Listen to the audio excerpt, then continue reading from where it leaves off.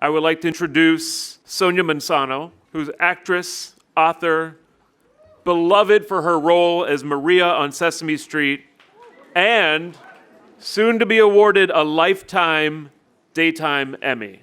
Please welcome Sonia.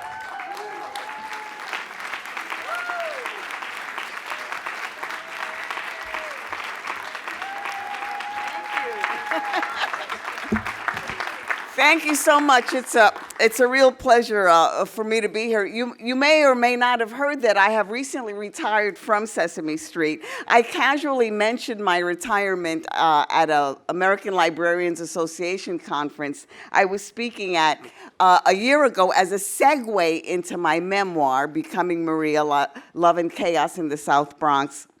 The librarians and teachers tweeted it, and by the time I got home, it was national news. So don't ever underestimate the power of librarians or teachers.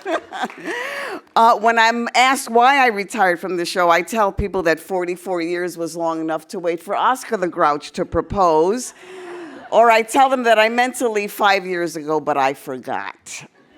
Since then, I have found myself reflecting on the early years of being on the program and what the mood of the country was like when the show was first aired. And I'm happy to have been invited to this summit so that I could share some of those ideas with you. The mood of the country in 1969, when the show was created, was the exact opposite of what it is today. It was the turbulent times of the civil rights movement. People were taking over college campuses because they didn't trust anybody over the age of 35. There was an anti-establishment fervor, and people protested the war in Vietnam. Women were joining the workforce for the very first time, and we burned our bras in protest. I suppose we'll have to burn our Spankses now. Except they don't burn. I tried drying a pair in a hotel room with a hairdryer, and it melted, so don't try that. To give you a sense of how people were thinking in those days about children, I'll read a little bit from the proposal the creators of Sesame Street submitted to the Rockefeller Foundation for funding. I quote, "It is becoming obvious that no one knows what the world is going to be like when the time comes for the younger to live in it. So perhaps the kindest thing we can do is to try to not burden them with the quaint details of today's beliefs and customs, but just attempt to get across a few principles of how things work and how things interact, what is basic in human life, and to acquaint them with as thorough a cross-section as possible of persons, places, and things as they now stand. After this, we can only give them a pat on the shoulder and wish them well," unquote. I'll never forget the first time I saw Sesame Street. I walked into the Student Union of Carnegie Mellon University where I was attending, and there on a television screen was a very young, very bald James Earl Jones reciting the alphabet in a very deliberate manner. A, B, C, while the letters flashed over his head. Well, I thought I was watching a show that taught lip reading. It was the most compelling television I had ever seen. But then I really flipped when they cut to the street, and I saw an inner city street that looked so much like many of the neighborhoods that I had been raised in. Then I saw Susan and Gordon come onto the scene, this beautiful, friendly black couple on television. Now, this is a fact I find hard to get across to college students, perhaps, when I speak at universities, but in 1969, you never saw people of color on television. Originally, the show's target audience were the underserved African-American children in inner cities. The idea was if these children began school with the same cognitive skills as their middle-class peers, they would have a better chance of succeeding in life, and we were also trying to close the education gap. Chicano community activists, seeing that public television was providing role models for the African-American students, demanded that Latino kids have role models as well. So I was cast as Maria, along with Chicano Emilio Delgado, who was cast as Luis. And we became, to the Latino community, what Susan and Gordon were to the African-American audience. We were so successful that for many years, people thought Emilio Delgado and I were really married. We were traveling once, and a woman accosted us and said how wonderful it was that her children should see real love on television. Well, we told her that we were not really married. She sucked in her breath and said, well, as long as you really love each other. Sesame Street's environment of diversity had very special meaning for me. I'm Puerto Rican, born in Manhattan and raised in the South Bronx. My parents migrated from Puerto Rico after World War II and, like many others, found their way to the mainland United States to escape grinding poverty and find a decent way to live. My father worked on roofs and my mother was a seamstress in a factory, and they began, or you can say they continued, their struggle here on the mainland. They struggled with the system. They struggled with speaking English.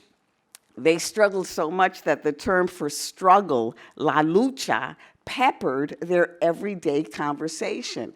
If people came over to their house and said, how are you? They'd say, well, here we are in the struggle. If they answered the phone, they would say, well, here we are in la lucha. But mostly they struggled with each other. My mother, with my father's violence and drinking, and I suppose he struggled with his inner demons. I was raised in a home of domestic violence. We lived in cycles of hope and despair. Thank goodness for television, the only art form that I had that was accessible to me. I was able to escape the chaos and uncertainty around me by watching it. I spent a lot of my childhood watching shows that are now popular on TV land. Father Knows Best and Leave It to Beaver. How wonderful for me to become Maria on Sesame Street and becoming the very persona that I needed to see on television when I was growing up. I was able to show Latin children that they could feel part of the society that I felt invisible to when I was growing up. And all of this through the artistry of television. But stories saved me more profoundly and significantly way before that when a fourth grade teacher, Miss Shirley Pellman, took me to see the movie West Side Story. As I said before, I recently wrote a memoir, Becoming Maria Love and Chaos in the South Bronx, and I'd like to read a passage to you from that book, from that moment in my life. Folks are chewing popcorn and chattering all around, but when the movie starts, silence falls on the spectators like a blanket from above. The sudden quiet stirs me, and I look up from my lap to the screen. I see the schoolyards, the fences, the buildings, and candy stores I've seen in all my neighborhoods, but here they look different. Sharp, clear, bright, and beautiful. What is this that I'm watching? There's something different about the familiar indoor scenes as well. A guitar leaning against the wall looks romantic. The shadows of holy crosses on the homemade altars are so mysterious, I quickly give religion a second thought. And seeing an actress wearing a cross daintily on her chest nails it for me. I too want to wear a sexy cross between my breasts. The colors I see are hot pink and turquoise and purple, but they are bold and important and meaningful, not just loud. I stare at the screen with some mental distance so I can reason and figure it out, but there's no figuring to do, because when the actors sing and dance about being in America on a roof, my heart takes over and begins to beat faster and faster until it makes a racket in my ears that roars. My soul, or a nameless power inside me, begins to rise. I panic. Will there be enough room in my body for this new feeling? Make way, a voice inside me shouts. I sit up taller, sensing if I don't accommodate this emotion, it'll spill out and explode, maybe even hurting those around me. My eyes open wider so I can see everything better. My ears pick up all the sounds flowing and crashing into each other, and I wonder, how long had I been sleeping? My God, how long had I been unconscious and missing everything all around me? Asleep, like a drug person, like Dennis the junkie, nodding out on 3rd Avenue. Was Ma right? Was I always daydreaming? Asleep, yes, but daydreaming, no, not really. Daydreams are possibilities. I never daydreamed anything I thought could actually happen. I didn't know what things were possible.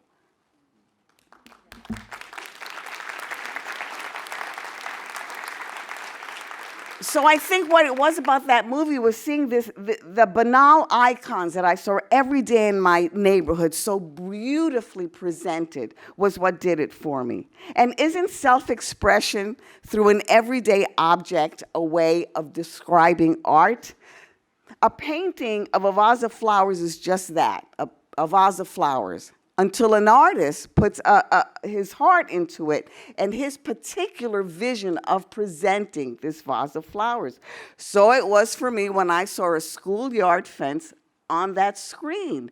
It wasn't just a schoolyard fence anymore. It was something that belonged to the museum. When I saw the fire hydrant that I saw every day in my neighborhood on that screen, wasn't just a place you threw water balloons off of. It was a place where important decisions were made. And the rooftops where we hung out all the time in my neighborhood was not just a rooftop anymore. It was a place where people had the most clever conversations and made life decisions. Well, seeing all of those icons in my neighborhood in that movie, exalted in such a way, put me on a higher ground. I could not escape the chaos of my family, but I could certainly separate myself from them a bit. I could step away a bit from their continuing lucha. Now, I brought that artistic sensibility to Sesame Street, the first entity to use art to serve, to use television to change society. The show was to be comedic and curriculum-driven, but it was also full of subliminal messages. And the most profound example that I can share with you was the day I walked into the studio and there was the wonderful jazz singer-performer Lena Horne singing "It's Not Easy Being Green" with Kermit the Frog. Well, I have to tell you, I walked and I wondered, are they singing about what I think they're singing about? I mean, they were singing about race, yes, but a whole profundity of other things because Lena Horne is bringing her whole self, which is a world, and Kermit, of course, has his whole world going on with Jim Henson, and the song was about race and about self-acceptance and about sharing, and it was about love, and it was also about how tough it is to be a green Muppet. Unfortunately, I'm talking about all the subliminal messages that art can impart. Unfortunately, technology has changed much of that programming because we have become a data-driven society. If we can't count it, if we can't measure it, we think it has no value. Could a number like the one I just described, Lena Horne singing with Kermit, be produced today? I doubt that, because there's no way of being able to measure and test a kid. What did you get from that? What did you learn from that? Data and testing reigns supreme, as we all know, in our schools. We've taken art out of the schools and instead assess and analyze and test kids before they even experience the joys of thinking. Using one's imagination is taking a back seat to remembering facts and data. Not only are children expected to absorb the same information, the information that we give them, we want them to absorb the information at the exact same time that their peers absorb it. They can't learn it 6 months later. They can't learn it 6 months before. They all have to learn it at the exact same time. I heard statements last night at dinner, which was a wonderful event, about how different people react to different kinds of art, that there are no right or wrong answers. And it reminded me that I could attest to that fact because of my own experience as a kid when a teacher read Charlotte's Web to the class.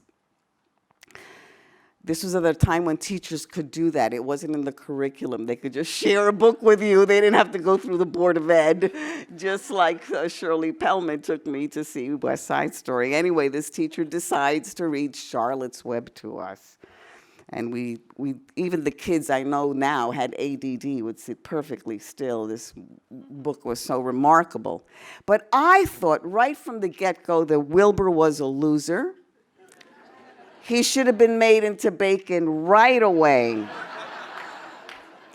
I felt totally sorry for Charlotte because she had so much work to do. She had to make all those webs. She had to catch all those flies.